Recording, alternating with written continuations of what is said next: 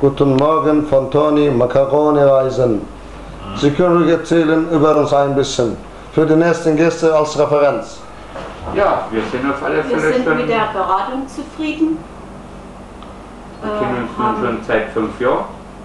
Ja, seit 5 Jahren. Haben Kennen einige wir uns. Ausflüge mitgemacht. Rafting, Antalya, Jeep-Safari.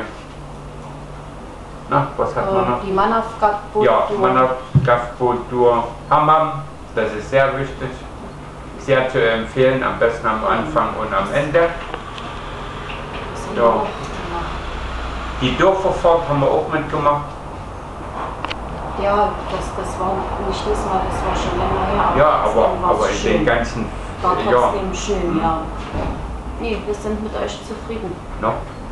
Also Sie sind zufrieden mit Toni Macaroni Reisen? Richtig. Ja. No? Okay, können Sie mit gutem Gewissen weiterempfehlen? Können wir mit gutem Gewissen Machen wir auch. weiterempfehlen. Das machen wir auch. Ich sag ja, 10 Minuten ist es jetzt vielleicht her, da haben wir deutsche Staatsbürger euch empfohlen, haben abgeraten, im Hotel zu buchen, weil es da viel zu teuer ist. Und haben Toni Macaroni empfohlen. Dankeschön. Ich bin stolz auf Sie. Bitte sehr. Also, wollen Sie eine Reise buchen, dann müssen Sie Toni Macaroni suchen, richtig? Ja. Richtig, richtig. Also, Wow, gut gesprochen. ja, ne? Ja, gut gesprochen. Dem stimmen wir aber zu. Sie haben noch mehr gut gesprochen. Ja, wirklich. Wo kommen Sie aus Deutschland? Welche Stadt? Berlin. Aus Berlin. Ja. Wo kommen Sie her? Auch aus Berlin. Ach so, Sie gehören zusammen. Ich gehöre zu dem Kerl.